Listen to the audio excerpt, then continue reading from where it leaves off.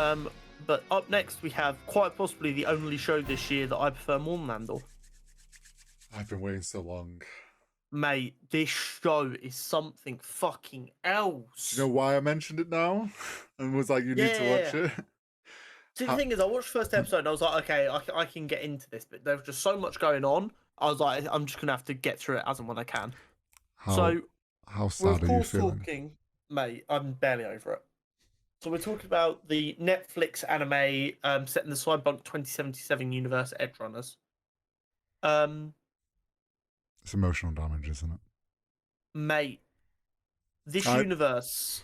I'm a huge nerd for well built out universes. I love the Marvel universe, the DC universe, Star Wars universe, the Doctor Who universe. Mhm. Also, by the way, Hori, do you like Doctor Who? I haven't really watched it since David Tennant. Okay, well, what we'll do is we'll quietly watch it when it relaunches, like late next year, and if we're both enjoying it, maybe it gets added to the roster of shows. Okay.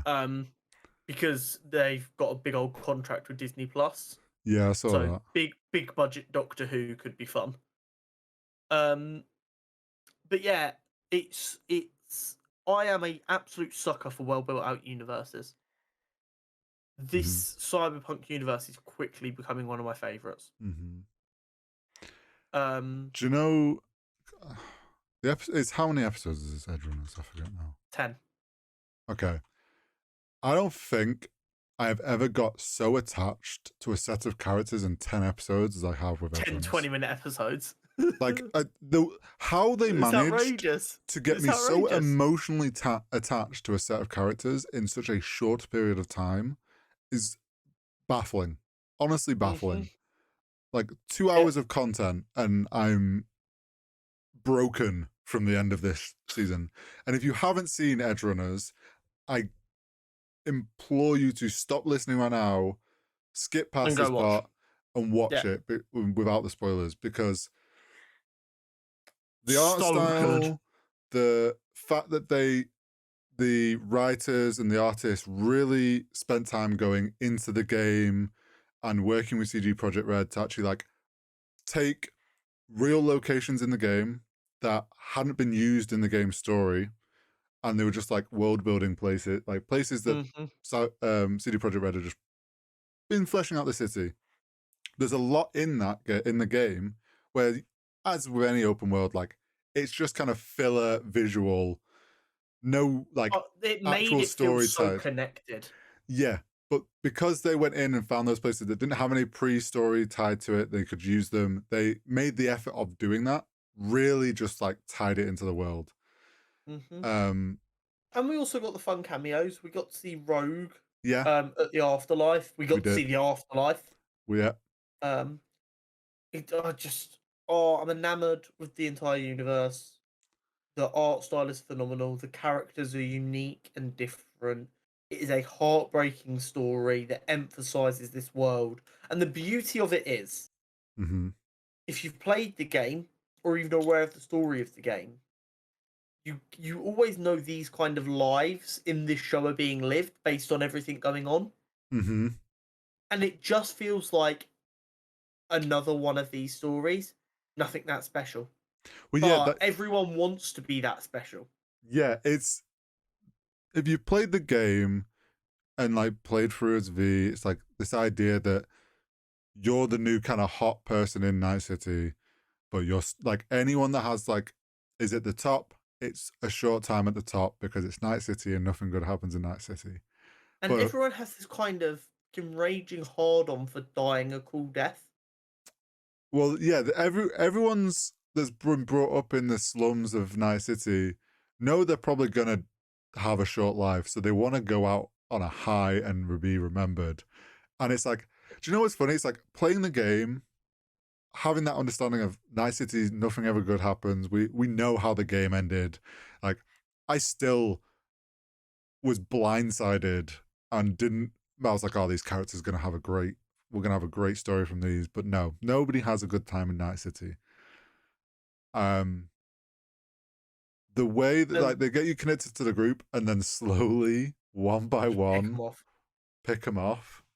And I love the way they like deal with cyber psychosis and stuff. Yeah, Everyone knows that cyber psychosis is a real problem, yet everyone's out there getting chrome. everyone thinks they have a tolerance for it. And yeah, it's crazy because they're joking about it the entire time. As David's getting upgrades, they're like, "Ah, you're gonna go crazy, boy." No one gives a fuck though. No one gives a fuck. So yeah, this was like, I think it's around episode 4 or something when I'm trying to remember all the characters' names now. When Maine, the big guy, ends up going cyber psychosis. That's later. That's episode 6. Oh, okay. Yes, like episode 6, whatever. And then the next episode after that or something, David's like jacked, yoked.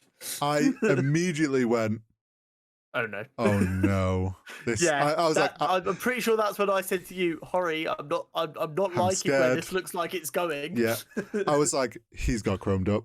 This isn't. I was like, this is gonna go wrong. This is. And here's the thing. We shouldn't have been surprised because literally when he's getting it installed, Laripadoc says to him, "This is gonna fry you, boy." Literally says it to him. "You're not special. Everyone gets got eventually, and this is a serious piece of hardware." Mm-hmm. Like, yeah, when he gets the Sun Devil sign first, and he's just like, somehow he's pulling that off, and then that's the problem, and it's like that's why it's so well written, is because they have this character who gets this fucking military grade tech, and then everyone's blown away that he can fucking handle it so well. So then you essentially just like the character, you see that the character gets this like inflated ego that they're. You got to remember he's 15. High tolerance. Oh yeah. Imagine being juiced up on military tech at 15. Yeah. And I don't even think like by the end of it, when he's a bit more jacked, it's like that. I think it's like 6 months at most. I don't think he's like much older. No, he's not. I don't. Maybe like a year or something. Yeah, but like not a lot older at all. Most he is by the end is 16. Yeah, like 16, 17. Like he's it's written so well because like you fully understand like why he would keep chroming up, because everyone's like gone on about like how he's got this high tolerance, so and obviously he's gonna think he's got high tolerance, but then as the viewer you're like, we know you are going to go cyber psychosis, and you're sitting there and you're watching it and you're going, okay, he shouldn't do this, but there are no other options. Nope. And then but it's like he's in a position where at every point you're like, someone's gonna stop him, right? Like surely someone's gonna get him to turn around and realize like he needs to stop, but no, it's just keeps going. Also, can we talk about the fact that in less than 10 episodes, because it was only in the last few, Adam Smasher is a fuck ton scarier in this than he ever was in the game. Yeah. They are so good. Like he's such a kick-ass character. Yeah, but the way they've done him in this show is so fucking good. Like, if that had been, like, if they'd managed to like get that across in the game, that would have made the game like even like the storyline would have been so much better. But yeah, like it's just when he's wailing on him, he's like, "You are not special." I was like, Jesus Christ. Well, I'm sure you're in the same boat as me of Rebecca deserved better. Rebecca absolutely deserved better. That honestly was probably the most painful death out of all of the characters, because you're like at the end of it and it's like, okay, it's a blind side as well. Yeah, it's just like you think, oh, Rebecca's gonna get out with I can't think of the guy's name, the driver. Yeah. Who is voiced by Matthew Mercer. Yes. I don't know if you know who that is. I do know who Matthew Mercer is, yeah. But you're like, oh, okay, they're going to be like the last two of the group, and obviously Lucy, and then Adam Smash come down and Rebecca just starts shooting up and it's just splat instantly. Like there's just no like, yeah, and you're just like, oh shit, no, this is all going wrong. This is the only thing that I'm going to grow to struggle with the Cyberpunk universe. They do not give a fuck about the characters they write. And I don't mean that in the sense of they write the characters without care. I mean, no one's got at one any story. time they will red wedding your ass. Yep, they really will. Any given second. Um, if we get a season 2 of Edgerunners, they're going to be sat there having a coffee, and I'm going like, this scene has gone on for 5 seconds too long. Something's about to go wrong. Yeah, literally. And honestly, like the final scene where like Lucy goes to the moon, it's just the emotional damage, man. That song, you don't understand how many times I've listened to I Really Want to Stay at Your House on repeat. Like that song, it comes up on my TikTok feed and it just insta in the feels. Do you know what the thing is though? This show just beat the shit out of your emotions from start to end. Because in the first episode, his lovely mother dies. Yeah. And he's like trying to come to terms with that and figure shit out. Yeah, no, it honestly was like the writing in this show.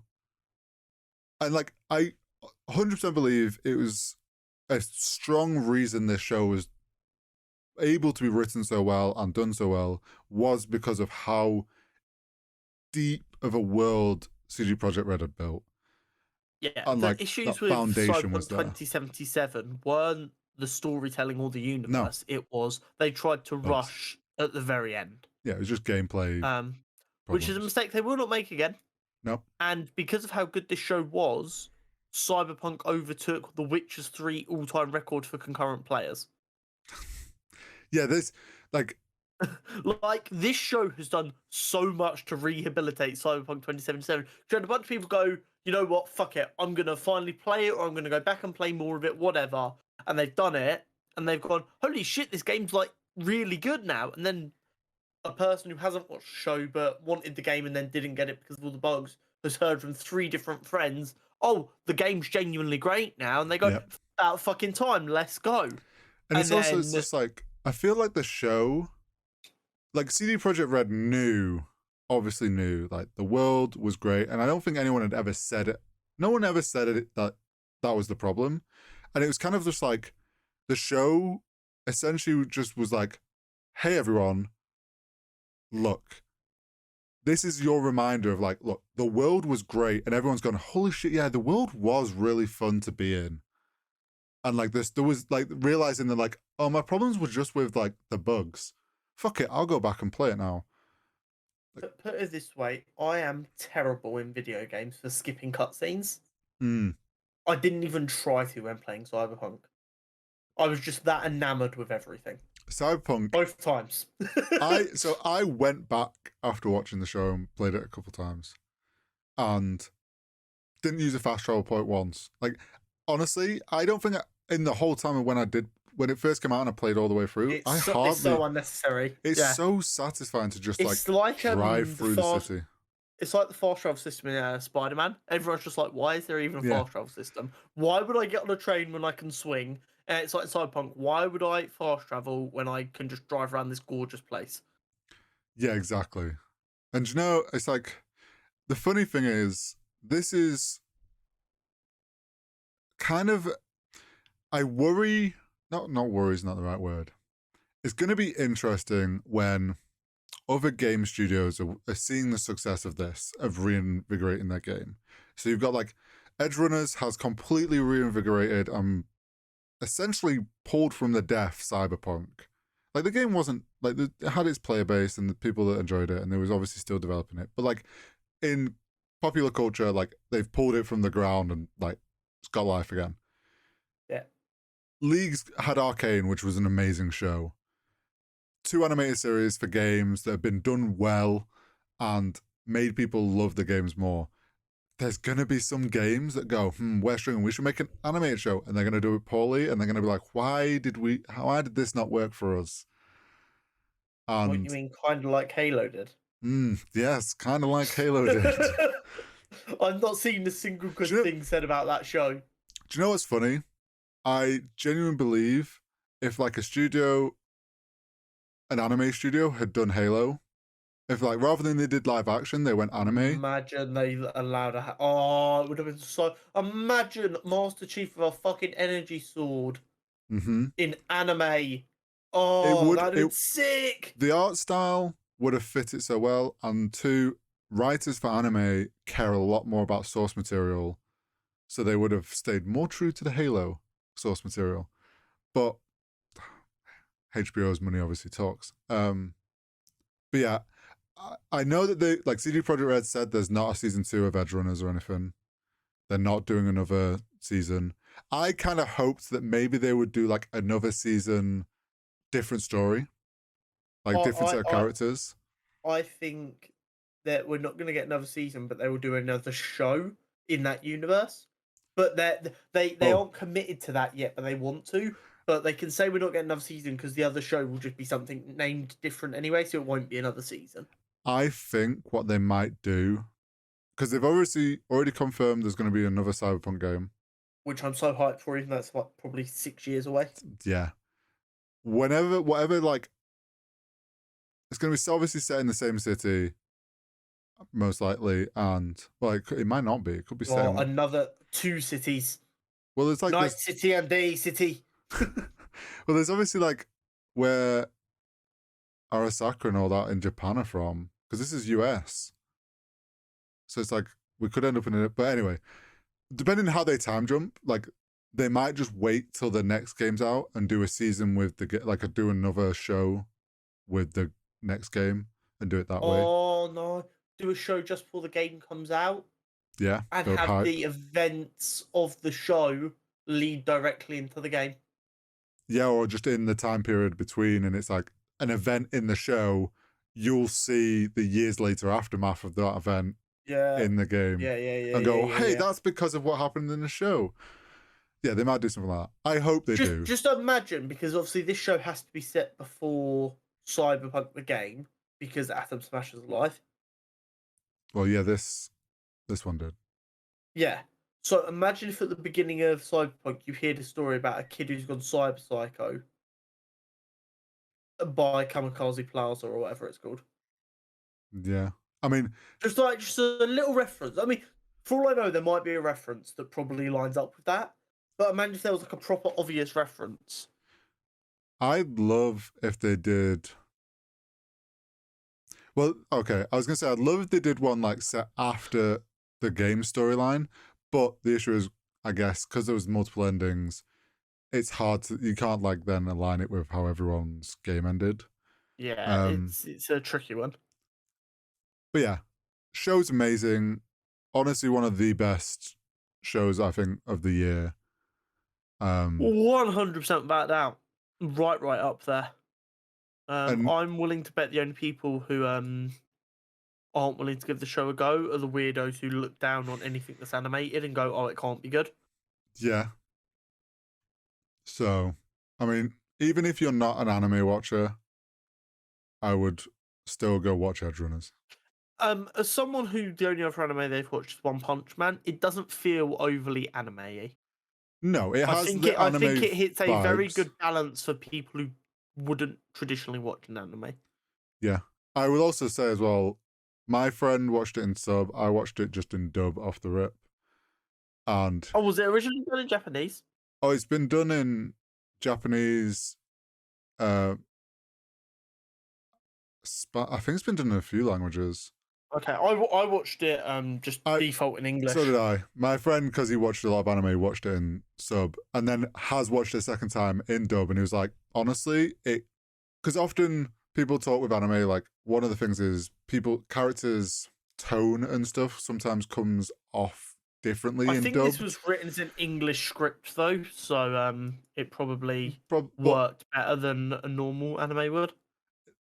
He was saying it was very well done, and they even have, you can tell they've spent the time with the dub of remapping like mouth movements, which often doesn't happen in anime. So then it's like, you notice like, oh, well, that didn't look like they said that word. But in this, he was like, nah, they've matched it all up. So they've spent like, they've put in the time with knowing that it was going to go to like a Western English-speaking market, like demographic. They've put in that extra time and really put in the effort with it. Yeah, that was Edgerunners. I've been waiting so long to talk about that with you. I'm so glad we decided to talk about it.